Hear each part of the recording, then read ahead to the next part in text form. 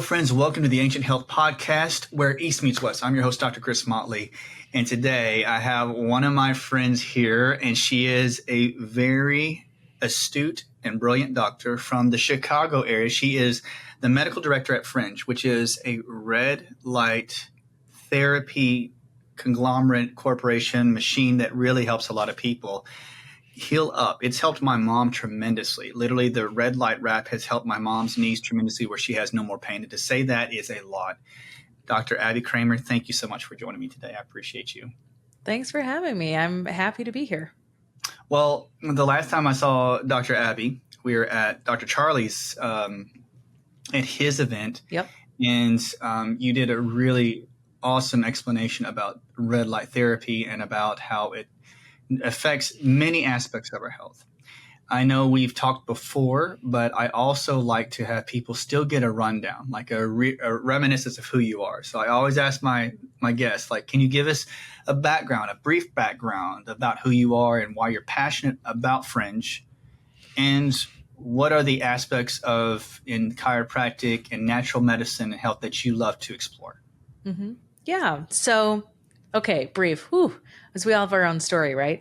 Yeah, So, I mean, my entrance into like the more holistic world started in my entrance into chiropractic, really. So I'm a chiropractor by training, and I got into that through my own experience of a couple different things. I first found chiropractic after I was in a pretty bad car accident. Found my way to a chiropractor, as people do, with like bad neck pain after that. And I mean, in one visit, I was like 90% better. It was crazy. I'd never seen a chiropractor before. It was a very traditional chiropractic practice, not, kind of like the crazy stuff you and I do with muscle testing and all of that. But it was so impactful and so helpful. And so I remained a patient of chiropractic for many years after that, just for maintenance reasons. And then eventually I found my way into chiropractic school, and that's a whole story. But as I was starting my chiropractic training, I was suffering from chronic migraines, and I was getting adjusted and like doing the right things, I thought, physically to help them, and nothing was really helping. And so at the time I asked one of my professors, who was a practicing chiro, who utilized a lot of supplement standard process stuff in his practice. And I was like, hey, with your patients with migraines, what supplements do you use with them? Like, what could potentially help? And he suggested I try feverfew, which is an herb, just simple, one herb. And he's like, look, for half the people, it like cures them. And for half the people, it does nothing, but it won't hurt. And so I was like, okay. And he's like, and also go gluten-free. And so I did both of those and never had a migraine again. I mean, that was it. So that really introduced me into like, man, you really do have to take that holistic approach of looking at, of course, the physical body. We love that work as chiropractors, but also like the biochemistry is so important. Diet, herbs, like reducing inflammation. I'm sure we'll talk about all of this. And I, of course, like did a lot of emotional work. I'm a big fan of neuroemotional technique, or NET, was part of that journey as well. But for me, I just saw it through my own experience that once I looked at all sides of our healing, like structure, biochemistry, and managing stress, was when like my migraines actually went away. And I haven't been on feverfew for a decade either, was able to wean off of that. So that's what really sold me into just going deeper than just the physical or even just like the functional medicine route of like, we have to look at the whole picture. And that's, then led me into the path of joining the amazing team at Fringe, who our goal is to create products that help people balance in that way and get back to their own balance. I love that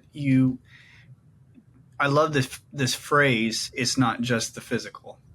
That really sticks out to me because seeing your work and seeing a lot of the practitioners that are in your colleagues and the people that are in the muscle testing and the alternative medicine world that we all know.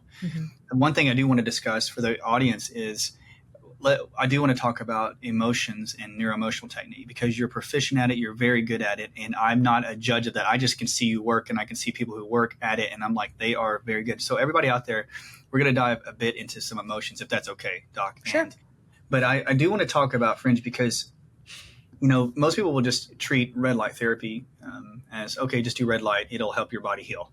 Put red light on your knee and it will help it feel better.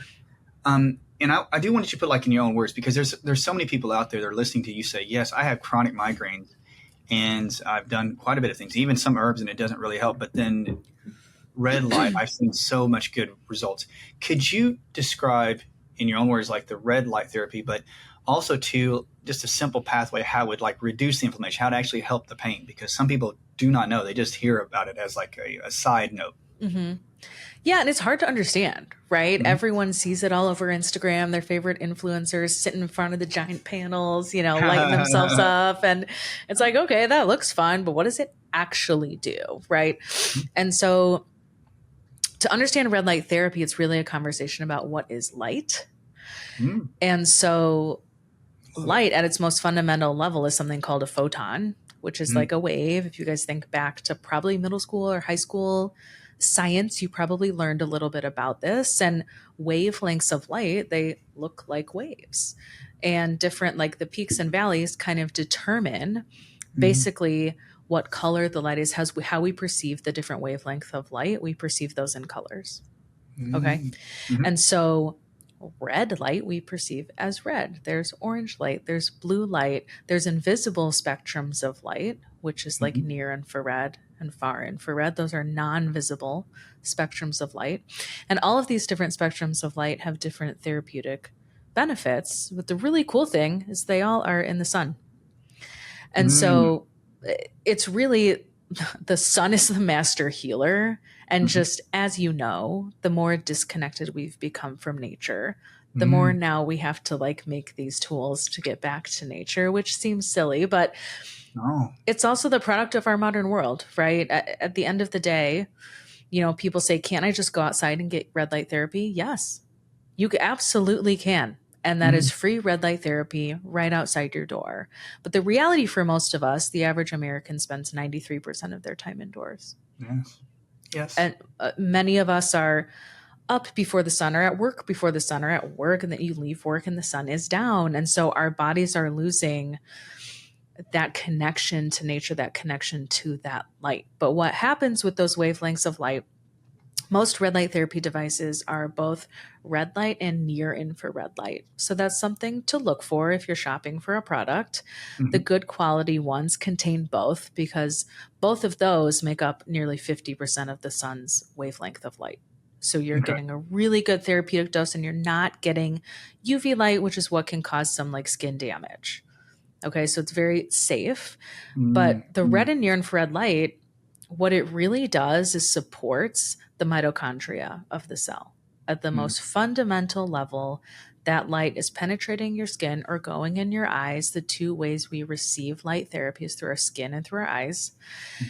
And it boosts the mitochondrial function of the cell. And as I'm sure you've talked with people about mitochondria on your podcast, right? Like that is the powerhouse of our cell. That's what creates energy, that what keeps us healthy and vibrant and runs every pathway in our body that needs to run. So whether you're working on detoxing chronic infections, Lyme, mold, a skin condition, healing your hormones, reducing inflammation, arthritis in your knees, it almost sounds too good to be true, but red light therapy really can help because it provides healing on a cellular level. Now, it also does other amazing things like helps skin complexion, things that are more surface. It's great for like eczema, psoriasis, rashes, but it really is doing like deep systemic healing every time you do it.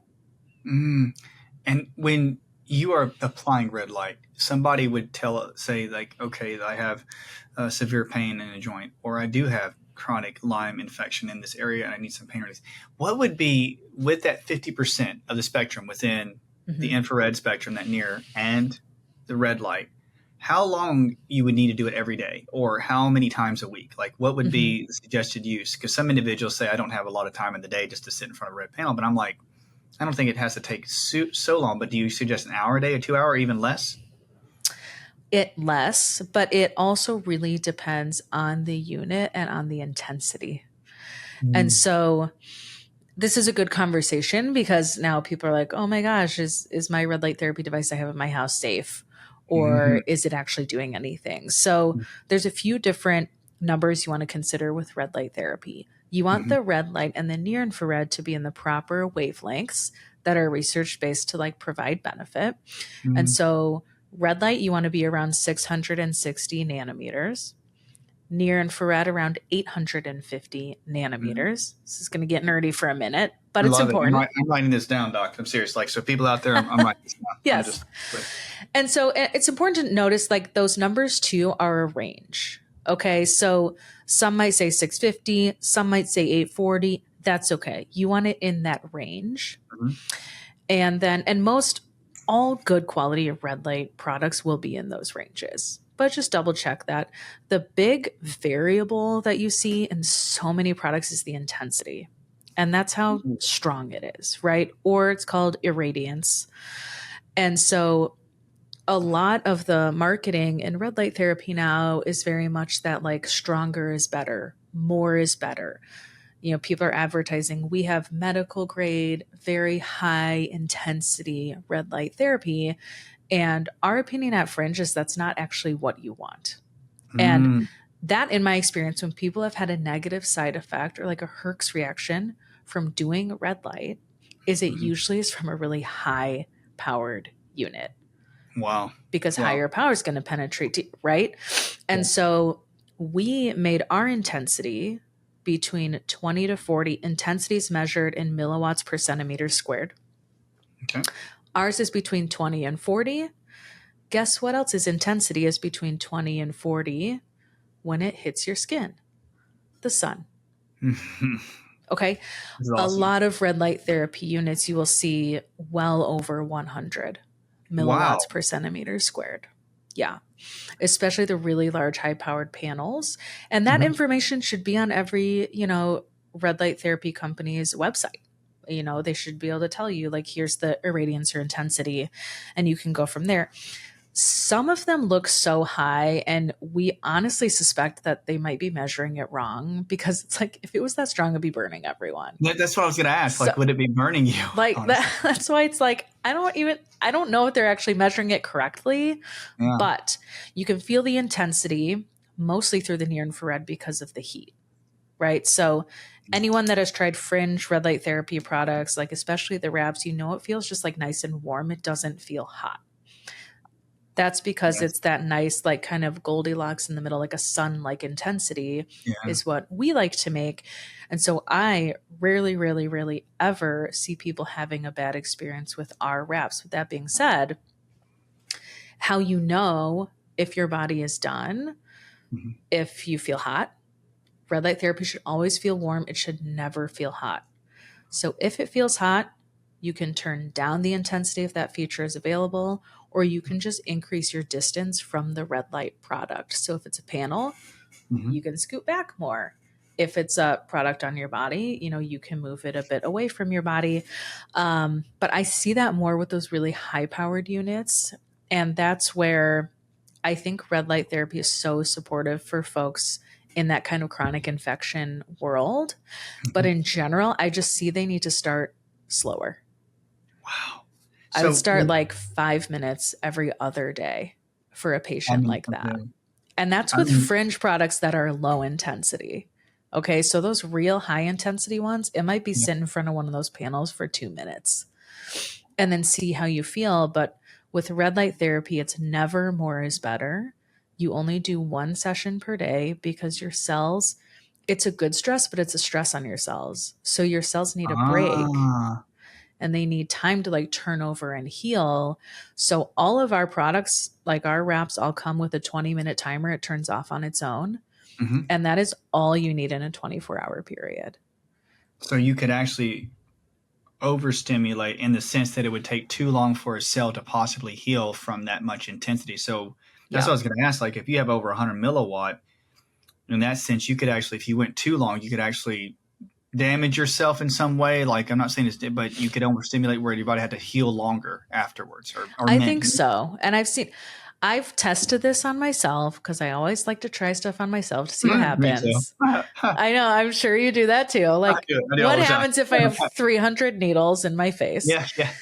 So I did like the Fringe wrap over my abdomen for menstrual cramps, and I just kept running it. And I think I did it for like 2 hours. Whoa. Yeah, I was like, what's the worst that's going to happen? I didn't feel bad, but I did get a slight sunburn. Wow, you did. So it did Okay. obviously cause some, quote damage. It wasn't really that painful, but you could definitely see it was like pink. Now it's like, I don't really know that you're damaging yourself, but you just lose therapeutic benefit. Yeah. And, I think people find it so like comforting with the warmth and stuff. So I'll have patients and like do your 20 minutes of red light on your back, but then go get a heating pad or like and do that after, because it really is less is more with red light, which is kind of Mm, hard for people to grasp because a lot of them, like your mom, like they feel so much relief, right? They want to keep doing it, but it's not necessarily helpful. yeah. And so I was wondering that too, because I had a patient of mine ask doc about, like, they would read the side of the label and they would say, oh, this says 660 nanometers, Hmm. and they would say this goes up to 800 or 850, 880. Hmm. And maybe this, like, I like when we get nerd talk about this. But when you have like that wavelength, what makes that so important when you have like a 660 or 880? Does it do specific jobs, like being at that specific number or that range of 660 to the 800s? Is there something that it affects primarily with the number or the wavelength? Those are just the most research proven wavelengths. Like there's over Mhm. 4,000 published studies in PubMed on red light therapy. If you want to search it, you search studies on photobiomodulation. That's the fancy word. Oh, Okay. photobiomodulation. Very makes you sound Very very smart sophisticated. Very or sophisticated. very stuck up, either way. Yeah. Um, and so like so many of those studies use those wavelengths, Mm. right? So they Now, use the different things, you can get really specific, like specific lasers people use in practice, right? Or there's even like green lasers and blue lasers and purple lasers, right? Those are all going to have different wavelengths, different types of intensities to target Mm. very specific things. Mm. But red and near infrared light therapy, that kind of umbrella general term, is more for that really general supportive mitochondrial function, Mm. increasing circulation, reducing inflammation and pain, speeding up healing, promoting collagen production. All of those kind of general benefits Mhm. are the best research with that 660, 850. Gotcha. Yeah. Okay. So when it goes to the 850 and 660, this is like some of the great, I mean, the questions I have in my head too. So when you make, like, let's say the Fringe wrap, which is amazing to me because I can put it around my hips or, Hmm. and affect that area. When you have the intensity, so I want everybody out there to imagine if you had a wavelength or you had some light and it has to go into your cells. Now, this is a question. Some people would say how deep it goes into the tissue. Hmm. So that would say, like, do the numbers or the intensity determine how far the wave gets into your tissue? And if so, can a tissue be resistant to the actual, light source or the wavelength going into the tissue, like almost like it's blocking it? Can that happen too?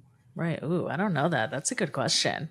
If I it could be wondered that. I'm not trying resistant. to, like, yeah, I wondered Yeah. that because I don't know about you, Doc, but sometimes this is the question I have is, like, if I use a red light, because we will both use different red lights, and you put on an area, and you and I deal with a lot of scars. Yeah. You'll deal with scars, and you'll deal Yeah. with, like, um, a person who's had, like, different types of tissue issues, like if they even had Right. sclerotic tissue, and sometimes it doesn't go as deep as I think it should.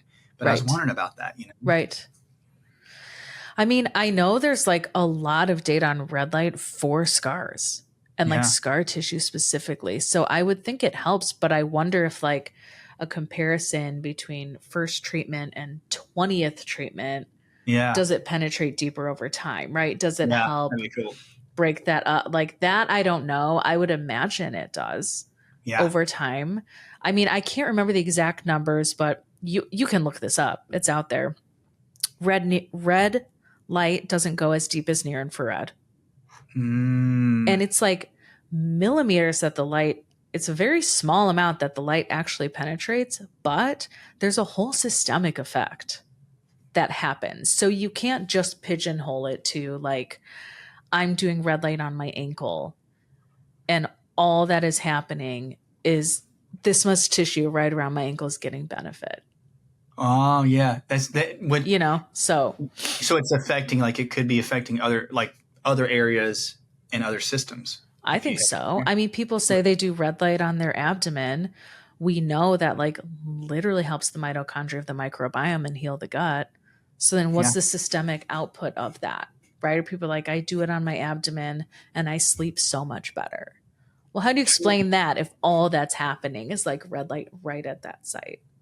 I agree. I wonder too, with red light or any type of red light or wavelength, blue light, green light, if you put it on an area, and this is the question I have, because we've talked about how like cells or our DNA or tissue has like those crystalline, they're the piezoelectric crystals. So everybody out there, there's certain tissue in our body that have crystal formations within them, and they reflect and they refract. So they literally transmit light. Yeah. So I'm wondering if you put it on a point, would it refract light, like bounce off this tissue, guys, and then travel up in other tissue from that one point you applied it to? That's what I'm saying. I think so. As we know, the whole body's connected, even just the fascia. That'd be awesome, because fascia will transmit. It's all over. Oh, correct. Yeah. So I'm like, how is it not having a total systemic effect? Yeah. And we are light beings. We are energetic beings. Like, so there's no way it's only a localized thing. So I like this. If we're light beings, and I'm not trying to get us off track, but since we're light beings, that would mean like we are reflectors of light, and there's a high intensity of light. Like we're made up of quite a bit of light energy. Yeah. It's like recharging us, right? You think like sunlight is like a vitamin we literally need to function, right? We're like plants. We need the sun to create energy to be alive. And so red light therapy is basically supplementing the sun. Oh man, that's good. Because it's like recharging us with that light. It's like, seriously, this is not to be funny. It's like when Superman gets recharged by the sun. Yeah.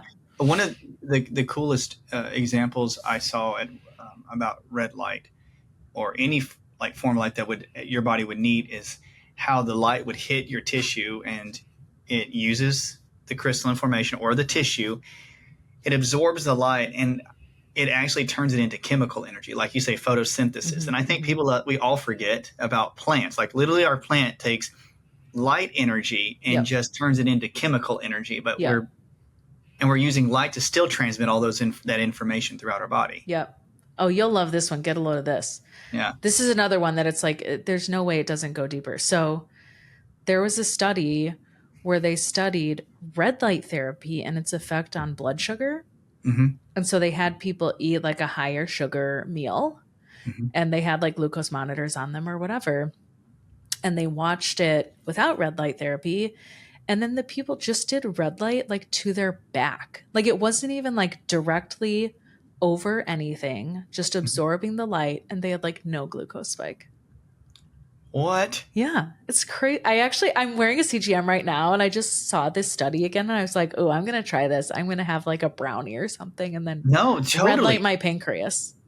No, yes. I'm going to do it. You need to let us know. I'll report back. Report back, because totally we can do another podcast about blood sugar, and then maybe just do a few runs and find if people do that, because wow, that would be amazing to me, because it's giving your cells the energy to work better, basically, is what red light does. Okay, this may be far-fetched. You got my brain thinking, though. It would be like when they talk about berries or any type of fruit that's out in the sun, and they use the sun energy. I heard something like this. I'm not saying I know much about this, guys. Yeah. But I remember in plant physiology, in school, we had to take like different types of biology. Yeah. And I remember I was nerded out on plants. And I remember I saw this study, and it says, well, the berry takes it, and it's basically converting a light. And the light would actually help the plant convert sugars. So I'm not saying I Oh, maybe there's wonder, something there. I see what you're saying. maybe. Yeah. Okay, okay. I'll find the study and I'll send it to you too, because it's pretty wild. Deal. Deal. Yeah. Like I would love that. Yeah. This is your, oh my goodness. Yeah.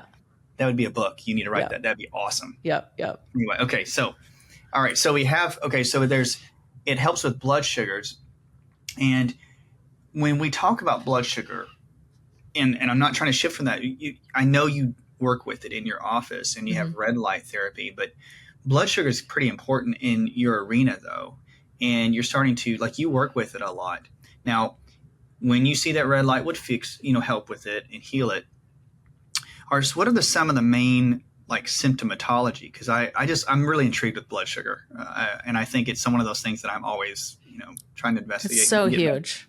Yeah. I mean, I say all the time, I think it's the number one thing you can do for your health is stabilize your blood sugar. It's so foundational. And so many of us, I honestly think just because our generation grew up eating so much processed food and like garbage, a lot of us just our blood sugar response is like so wacky. I'm like the generation of like Gushers and Pop-Tarts and like soda. I mean, I'm like, how are we all not like neon green? Like, it's just unbelievable. But blood sugar, I mean, it's so important for hormones. So like any women looking to balance their hormones, it's so important for inflammation. Energy levels and like mood, I think, are the biggest thing I see where I like immediately think blood sugar issues with the patient. If they are just like crashing all the time, it's hard to get up, they feel okay. By 10 a.m., they could take a nap. Then they have lunch. They feel okay. Then at 2 p.m., they could take a nap. Like every 2 or 3 hours, their energy is just up and down all day long, like really crashy. Blood sugar. And I find it a lot more in women than men.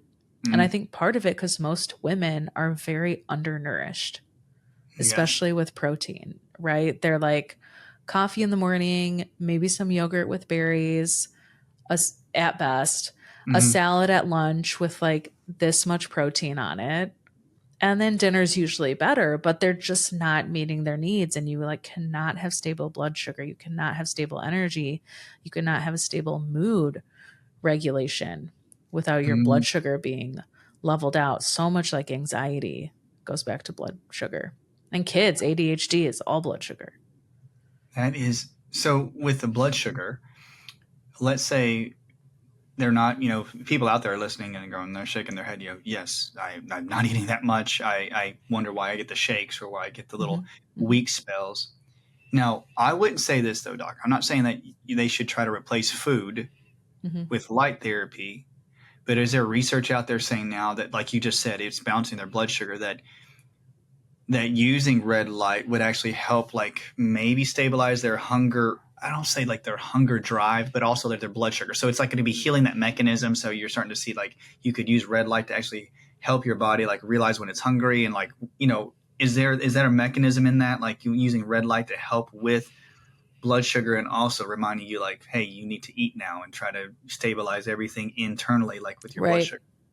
I think it definitely could help, especially people are bordering almost on that like pre-diabetic place where like even with a balanced meal their blood sugar is spiking way too high. I mean, I always recommend that people do a glucose monitor.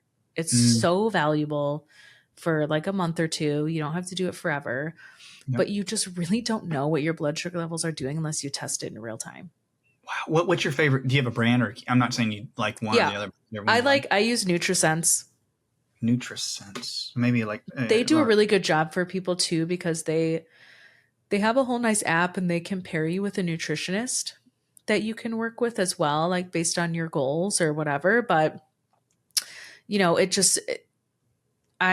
for like as clean as I ate the first time I did a glucose monitor, it really gave me so much information. I was like, oh, if I eat my food in this order, it has a dramatic impact on how high I spike or not. Wow. Or like, actually, I didn't need to eat at like 6:30 in the morning. My glucose was still like at 100. I don't need to eat till it dips down closer to 70. And like, maybe that was just more of a mental habit.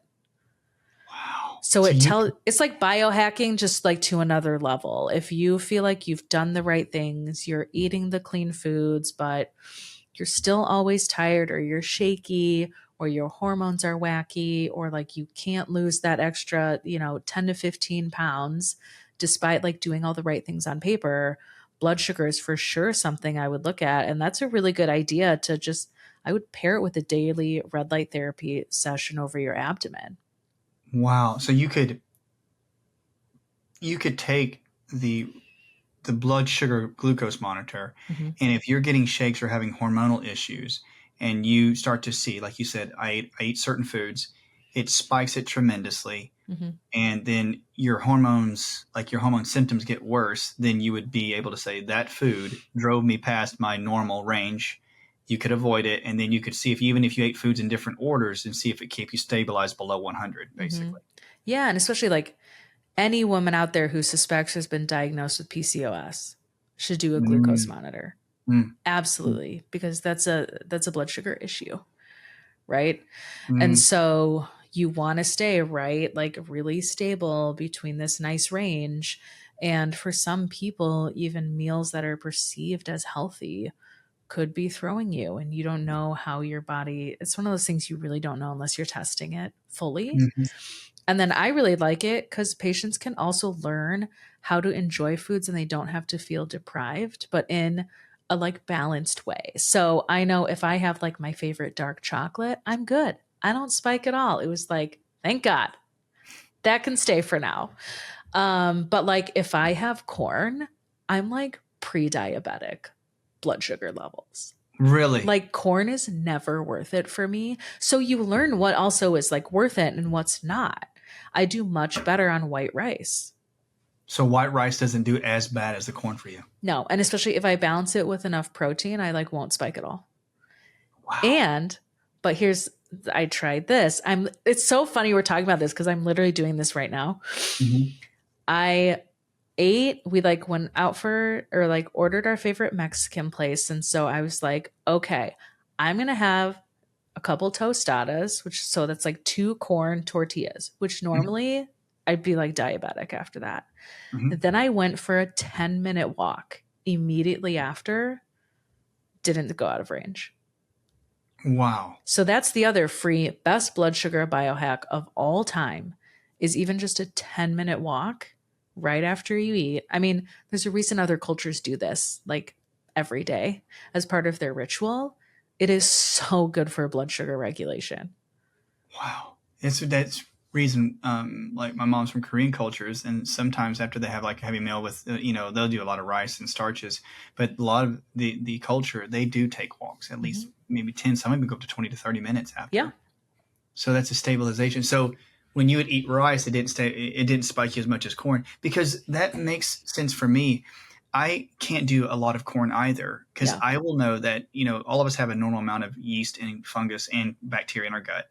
And I found that certain starches or certain nightshades could actually, starches mostly, like if I did white potato, for instance, I would feel off Mm. internally.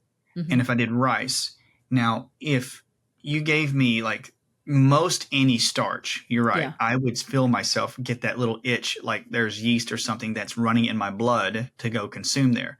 And I should have tried like doing the walking right after I ate that, because I had another friend of Yeah. mine who used, I think levels. Levels Yeah. was the, Yeah. and he was really trying to watch his weight for him metabolically, and I remember him talking about that when he would eat white potato, I mean, it would go off the charts. Like Like he would eat white crazy. potato, and then he could eat, like he wasn't promoting him bread, but he would eat like a sourdough, and Yeah. it didn't bother him at all. Yeah. And he's Sourdough didn't do anything for me. And I don't eat gluten. So, but I just wanted to see what happened. yeah, So it's super interesting, but everyone's bio individual, right? So I feel like it's just like a hack to take it to the next level to mm, individualize things for you because everyone on social media and like all of our platforms can give great advice, but at the end of the day, everyone's different, right? So that's true. That's true. for me, like carbs in isolation do the crazy spike, but if you have like veggies, then protein, then carbs, it's completely different, which is also so wild. Wow. So you would eat, The order matters. the order matters. Mm-hmm. So it would really be like the personal individual needs to like try to biohack it and say, when I do this, it has nothing to, it doesn't do any Mm-hmm. major shift in my blood sugar. Yeah, Would that because also it's like, too? how can you enjoy like a full meal and it's not like you're taking two steps forward, one step back, right? Because I'm sure you see this too when you see patients struggling with like really chronic stuff. A lot Mhm. of times they get stuck almost in this like food fear place too, of like they can't eat anything and everything makes them feel so bad. Yes. And a big part of that is the blood sugar piece. And so this Wow. allows you, it's almost like a game to just kind of figure out, okay, how can I have like half a sweet potato in like a balanced way? And then an hour later, I don't feel like I have to go to sleep. A lot of times it's the order in which you're eating, the time at which you're eating. That was really mind opening for me. Like, I handle carbs by far the best at night, which is the opposite of what I would have thought. Mm. Because everyone says, like, in the weight loss world, people say, like, eat your carbs early in the day because you like burn it off Mhm. for fuel. Mhm. But for me, like, I by far do the best on like protein only breakfast, zero carb to start the day off really stable. And then I can do some carb at dinner and I'm fine. It would, so if somebody was taking their carbs, at certain times of the day, they could monitor that. Would that also lead to with somebody taking in, like, let's say potatoes, and they weren't walking right after, and it would spike to 130 or 140 or 150. Mm-hmm. And if they did that consistently, would that blood sugar then possibly turn to like more fat and stuff like that, or like more cortisol, like heavier, like more For weight? sure. And it's just more strain on your pancreas and that whole system. So then, you're doing that here and there is not a big deal. But if your body's going through those big spikes and crashes over 3 decades, that's when you end up with diabetes. Oh Because man. it's just a big tax on your body to do this. So we want to try and stay stable. It's normal to go up with a meal and then you should come back down rather quickly. It's not normal to shoot way up and stay elevated. So, like with that example of when I had corn, I went up to like 170, 180. I was Mhm. like, am I going to die? Like, and then I stayed elevated for like 3 or 4 hours, like Wow. bad. And Yeah. I could have a meal with like steak, a little bit of rice, some broccoli, and I'd probably only spike to 100 and come Wow. down in 1 hour. So So, go ahead. Yeah. Unless this is great. so yeah, it so depends. Now, if I did, now, like I said, when then I did corn and then walked, it was a very different story. Mm. So I also don't want people to think this is an excuse to like go eat brownies all the time and just go for a walk and do a red light wrap and like you're golden. But, it helps. I think a lot of us have like subclinical metabolic dysfunction. Like you're not even necessarily pre-diabetic yet, Mhm. but our bodies just don't tolerate, especially these carbohydrates. At least I see in women once you're in your 30s, middle 30s, upper 30s, like our metabolisms just shift and your body doesn't tolerate that stuff like it did in your 20s. And Wow. so with a tool like this, you can just learn how to optimize that. If you learn how to optimize it, does the tools do they have apps that like allow you to see how your blood sugar spikes, and then you could kind of monitor which foods cause which spikes on which days? Yeah, Or so I don't use like all the bells and whistles because I've done this several times, but it does have in there like you can log every single meal, right? And they pair you, at least in this one, but I think many of them do this with a nutritionist that'll be like, like if I was talking to someone after I had the corn explosion, they would have been like, what just happened? That wasn't great. How can we troubleshoot that? So it's really helpful, um, just another tool for people to get a handle on that. And in my experience, you do it for 2, 3 months and you really know what you need to do. You shouldn't yeah. have to do it forever, but some people like the accountability of like seeing it, especially like weight loss patients. Mm. Um, it helps, it's like a game. It's helped a lot of people with weight reduction.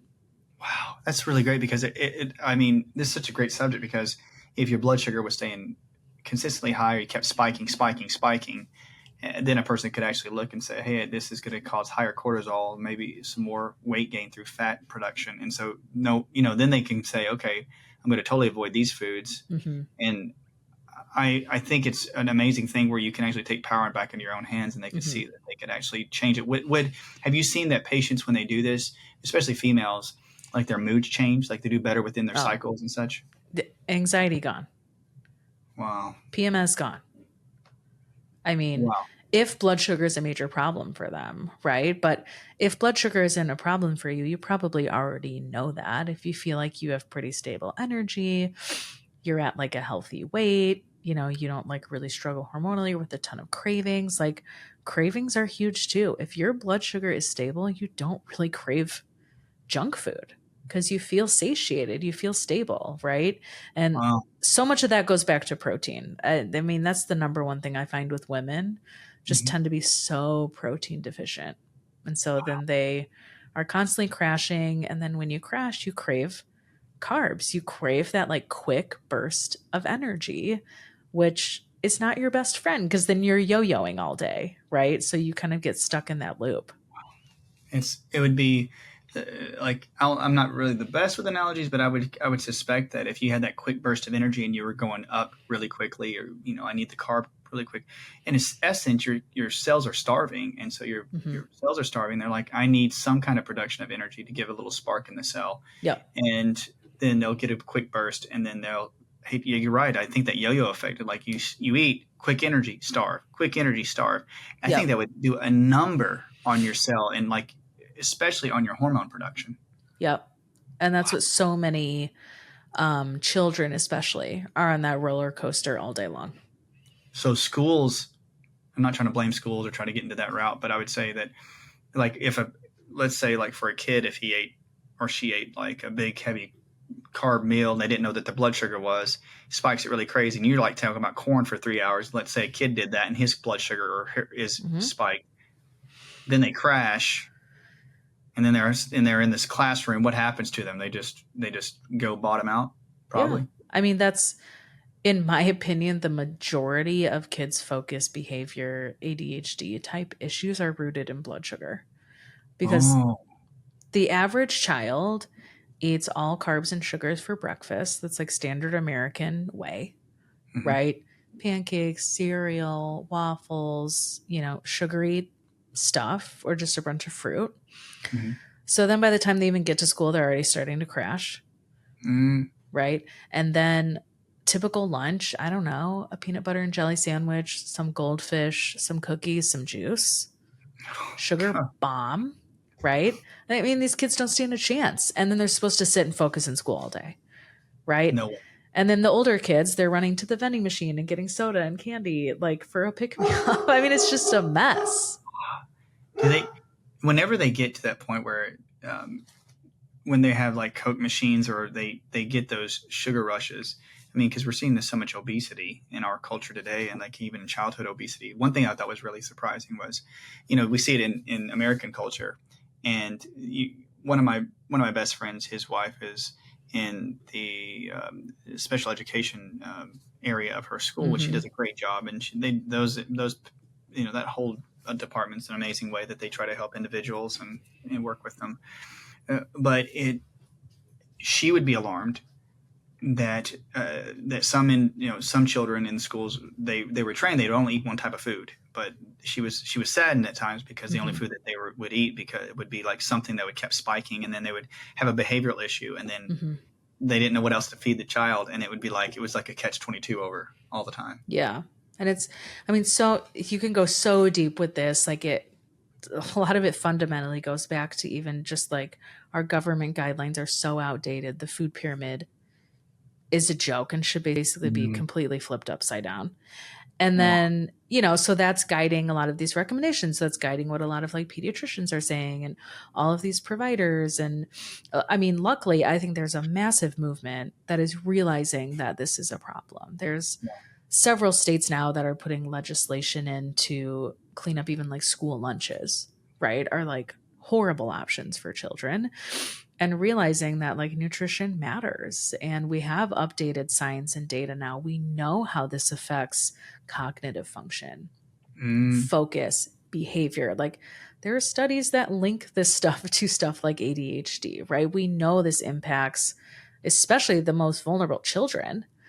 And Yes. so the food we put in them, I mean, I'm sure you've experienced this too. I've had many patients that they clean up what their kids eating and get the right nutrient dense foods in them and they're like, I have a different child. Yes. And Yes. I It think amazing. it's so easy to get stuck in the weeds of, there's of course there's these things like chronic infections and mold and parasites and all these fancy detox protocols and I see this is like a typical new patient in my office these days that are like, I saw this parasite cleanse and I think my 3-year-old needs it. And it's like, yes, maybe. And let's start with like the basics, right? What does a Mhm. typical day look like? What is your child eating? Are they in a picky phase where they only want to eat mac and cheese? Well, that certainly is contributing to the problems you're seeing at school, Yes, right? exactly right. Yep. And And I so the think basics are just so important.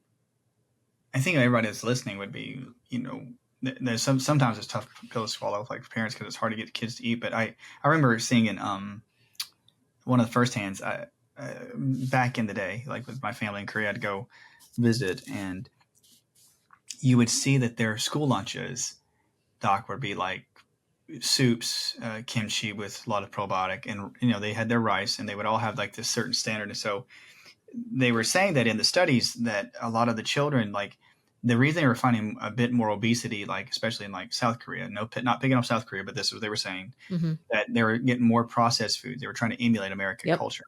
And then, but they were saying that somehow that the kids probably could handle it a bit better, was that their whole culture is based on just certain food groups, like the rice, the kimchi, the seaweed, the soups, the vegetable protein. Because most of the time you'll Yep. see like their diets always have like a good protein. Yep. But they said that their gut biome, their bacteria were so used to that the culture across the whole area would, like, they had the same types of bacteria basically. Like they all had like similar bacteria, and so they could keep strong and keep having a good immune system because they were foundationally eating like some of the similar foods like across the board. It's really interesting Yeah. though. I mean, I don't know if you've seen this. There's a graphic that shows all these different countries and like the kids' school lunches. And it's like, man, we got to get it together. It's not great. No, it's The not. French is like a beautiful, like probably sourdough baguette with like fresh, vegetables and herbs. It's like, oh man. It just dumbfounds me though that when you go to a country, or I know, like a long time ago I went to Italy, and like, and I went to Japan not too long ago, or a few years ago, and like going to a cafeteria, like a local cafe, like literally was delicious. Like, if we went to a cafe, they would give you probably like a lot of homogenized trans fats and all this Yeah. stuff, and some kind of like Like a version of bagel. a burger or something. And over there it's like Yeah. they gave you this soybean soup and all these things, which I love, and all these things, and I was like, Yeah. this is actually pretty legit You're for like, like what? $7. Yeah. And Like you can eat anywhere and it's like fresh, real food. and the 7-Eleven in Japan, no joke, we go in there, they had fresh fish, baked fish in these packets, and it, like, there's a section you can get like candy bars and Yeah. such, but this other part had like rice and vegetables and protein, and it was all fresh, and they came in every day because it At was in 7-Eleven. at 7-Eleven across the street. Like I would watch, and the truck would come in almost every single day and like Yeah. replace it with fresh food. It's crazy. Amazing. Oh man. Okay, we can go down this rabbit hole, Yeah. but okay. So we gotta watch time. Doc, Yeah. you gotta keep on time. All right. So let's do this. I really want to just touch base though. We talk about the diet, about emotions though. Could you give us a description? I know you're friends with NET, the whole group, and with like Scotty Walker and Mhm. those docs. Could you give us a description, like especially like neuro emotional technique, Mhm. and in a brief summary, like how you've seen how the emotions create like this structural and physical problems? Yeah. So neuroemotional technique, or NET, you guys can look it up. It's a mind-body stress relief technique, but it uses a lot of philosophy from Chinese medicine, from the acupuncture meridians. And so in Chinese medicine, there's the meridians of the bodies. There's like the liver meridian, the stomach meridian, the spleen, the kidney. imbalances within those meridians or things that block that flow, there's also very specific emotional imbalances that go with those. So, Mm, for example, a lot of people have heard this one: the liver is associated with anger. mm, Okay. Meaning a lot of doctors have noticed throughout thousands and thousands of years, if people have a liver problem, they tend to be angry, right? People have a kidney problem, they tend to have a lot of fear. mm, And so it's this really interesting connection, but they really developed this technique. Dr. Walker, who developed it, is a chiropractor as well, mhm, seeing that patients who experienced pain, there's almost always an emotional connection. So, kind of back mhm, to the beginning of this episode when we were talking about you really need to take into um, consideration, not just mhm, physical stuff, not just diet, nutrition, supplements, red light therapy, but also emotions. mhm, And, so for example, someone with chronic knee pain, they can be doing the physical therapy, seeing a chiropractor, eating an anti inflammatory diet, doing their red light therapy. But if there's also unaddressed or unprocessed stressors, which can be subconscious often, that can be holding in that area. mm. Okay, Holding in so the area. So it's like it's stored in that area, basically. correct. I mean, this goes back to, if you guys have heard of Candace Pert, her book Molecules of Emotion. Yeah. That's it. Okay, so Yes. she studied this. It's an incredible book that basically emotions store in the protein receptors on our cells. Wow. Our cells store emotional memory. And especially in childhood, when we might not have the tools or strategies to process our emotions and our realities that are happening at the time, they get stored. Right? I'm trying to think of an example of this, like our emotional memory.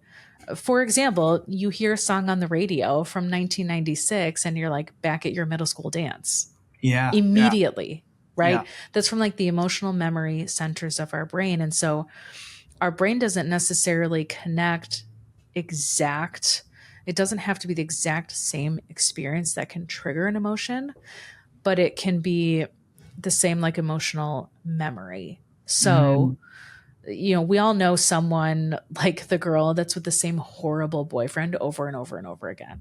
She dumps him, she gets with basically the same guy with different color hair. All the time. Same Okay, pattern.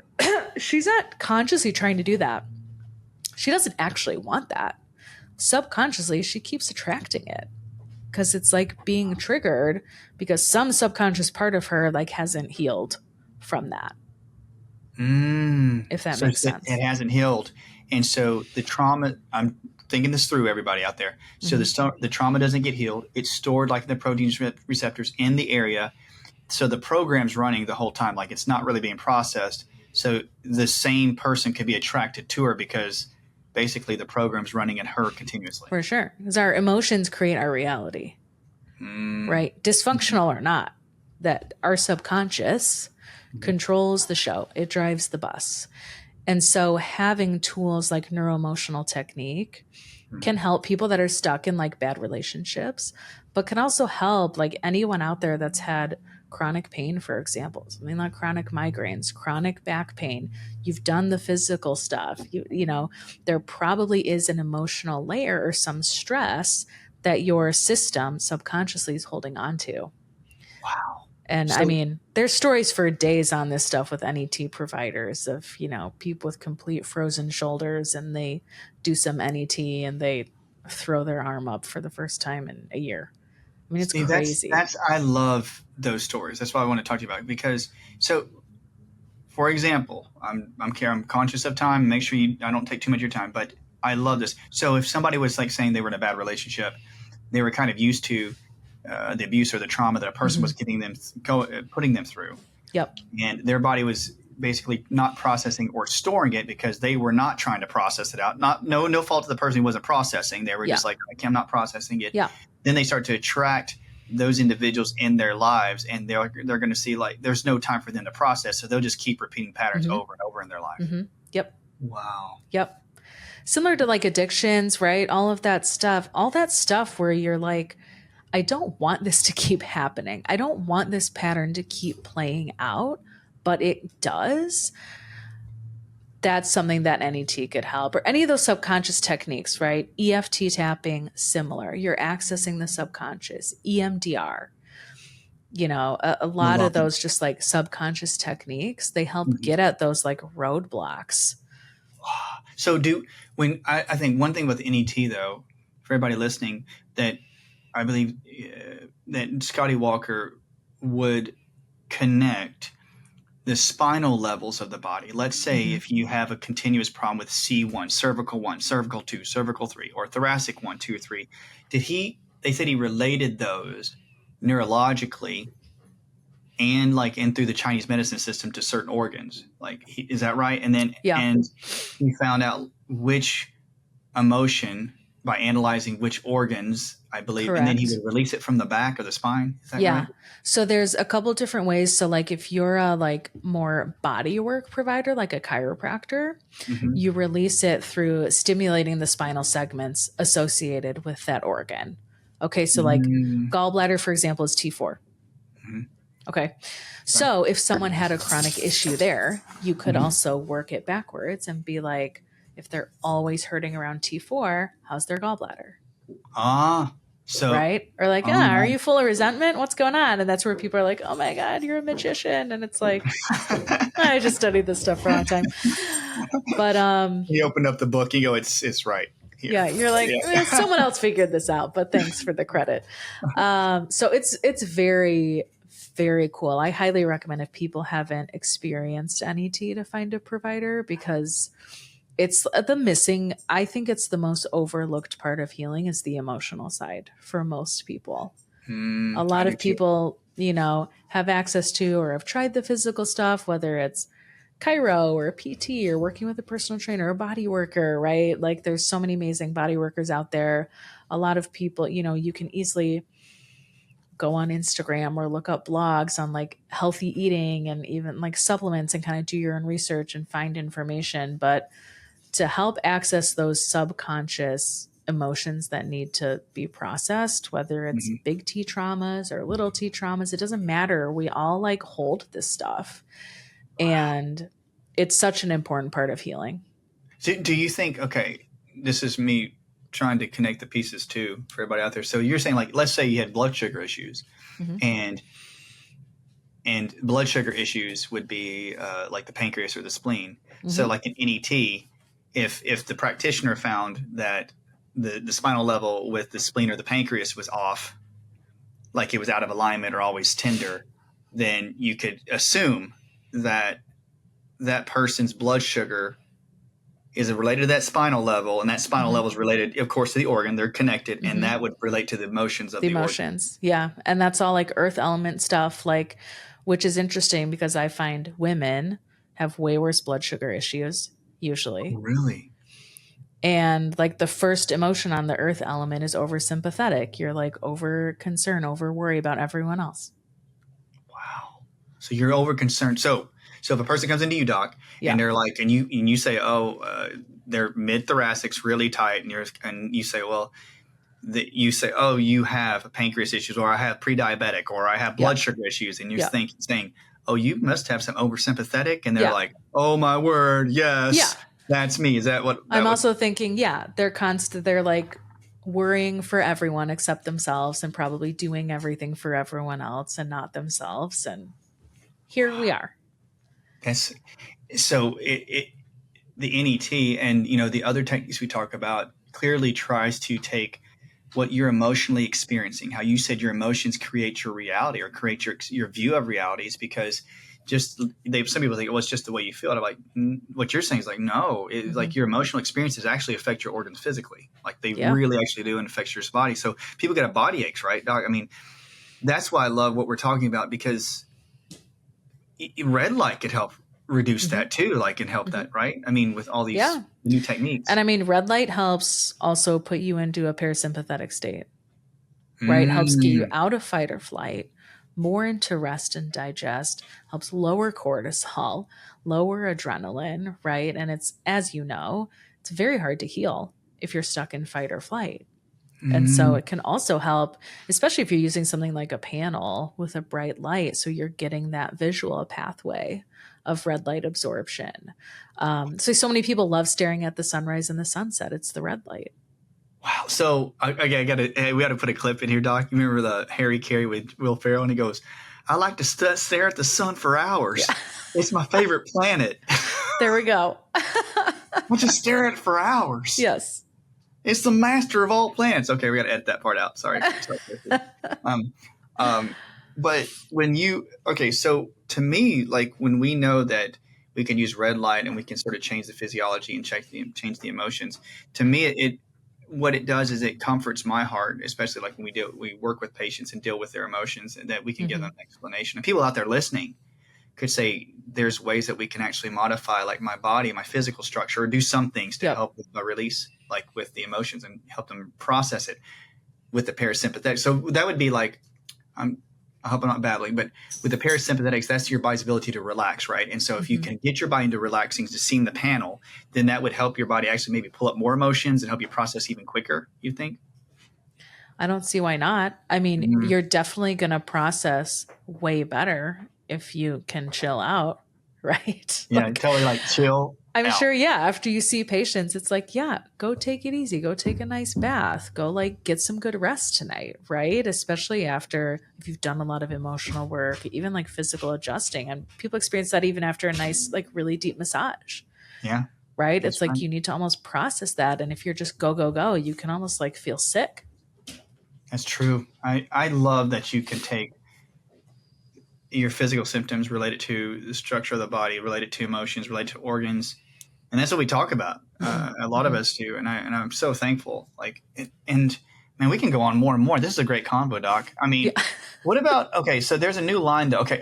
Everybody out there, we're going to talk about Dr. Abby's, her Instagram feed and her website and Fringe. But I'm really excited though too about Fringe and their new supplement line. Is that right? Like I wanted to talk about that. Like what are the products they're bringing out? We'll have to send you some. Oh, have you tried them yet? Not yet. We'll send you.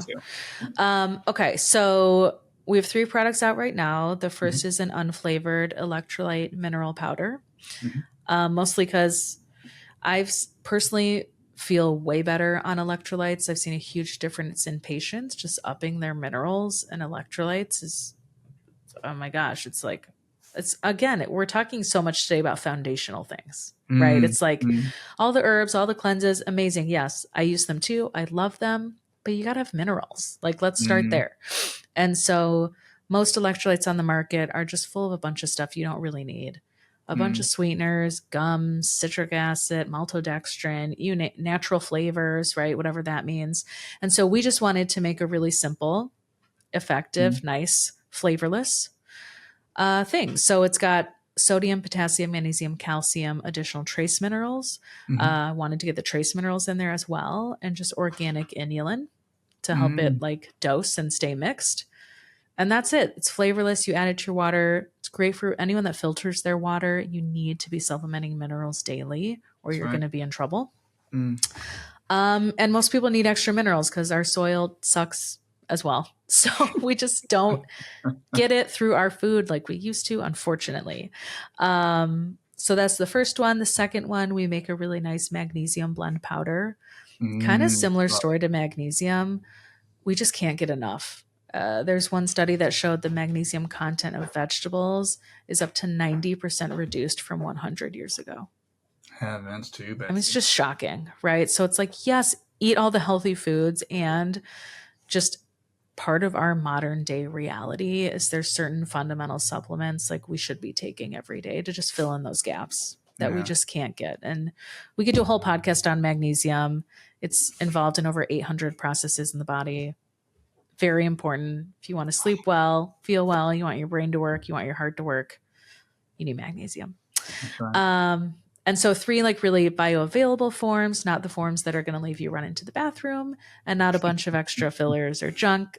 Same thing. And then our last one is a really nice flavorless, you notice a theme, all flavorless powders. This one's a flavorless vitamin D and K powder. And powder. So powders. So we made vitamin D, which is normally an oil or fat-based vitamin, and K as well. And we made it water soluble, which is really What? cool. Yeah, kind of like you've experienced our CBD many times. Yep. So very similar process. And so when you do that, what's cool is you don't have to take it with food. I find that a lot with patients. They want to take their supplements first thing in the morning and get it over with. And their blood sugar's all messed up because they don't eat breakfast. And then they don't absorb their vitamin D well, right? So they're taking these crazy doses of vitamin D and their levels are still low. And so with water soluble vitamin D, it absorbs 2 to 3 times better than a regular supplement. It's flavorless. You put it in water, drink it, no food needed, and it's good to go. And it's nice and balanced with vitamin K. So our goal with those 3 supplements is we call them our essentials because it truly is essential in our modern world for us to be supplementing in those 3 things. And so it's like 3 scoops of a flavorless powder a day and you're good. Wow. I'm not kidding. Okay. Send those to me. And then I'll send them to you for sure. I'll take pictures of it in the morning because I do that. I go by my latte maker or whatever, because I'm getting so sophisticated. Love that. But I just dump stuff in there and I'm like, but you know what? I'm thankful a lot of my blood levels are really, really pretty normal because I just use that daily routine. So you just get it in. Yeah. Just do it. And just get it done. Don't do magnesium in your latte because caffeine inhibits the absorption of magnesium. And I will not have anything bother the absorption of my caffeine. Well, correct. That's very important. See how adamant my face was. Okay, so Doc, this has been really fun. I am seriously thankful. Thank you. So tell us about where to find you on Instagram. I follow her, everybody, but you need to follow her. So Doc, tell us where you're at. Yeah, so it's dr.abby Kramer. Very simple. You can find me there, and that links to all my other things. And then Fringe 2 is the company that makes the red lights and the supplements, and they are Fringe Heals. And I'll send that info to you guys. You can throw it in the show notes. And we will definitely when this comes out, we'll get you guys a nice coupon code for your people. Perfect. It has been great, Doc. Appreciate you meeting with me. Thank you. I know we have different hours. Everybody's like working and we all have to like meet at certain hours. I'm just so thankful you willing to meet with me on these hours. And it's always fun to nerd out. It is. I think that's what people want to hear though. I think they don't want to hear anything superficial. Yeah. I appreciate this combo. So guys, we are really thankful that Dr. Abby Kramer joined us today. I appreciate that everybody out there is listening to this. The important thing, I know you guys have listened. Thank you for listening for this podcast. But really, get your blood sugar checked out and look at the benefits of red light on that. That's one big area of our practice that Dr. Abby and we work with. It is very, very hard when you have people with blood sugar issues and then they have infections. And she's right. It is amazing how much blood sugar, stress levels like cortisol and adrenaline, people just use it as bywords. They're like, oh, I have cortisol. No, it is amazing how much that will affect your health. So please research it. Follow Dr. Abby. We thank you so much for joining us today, Doc. And from all of us here at the Ancient Health Podcast, everybody like and subscribe. Send this to somebody you know has blood sugar issues that really has problems with emotions. They will benefit from this. And we hope to talk to you soon. Thanks so much.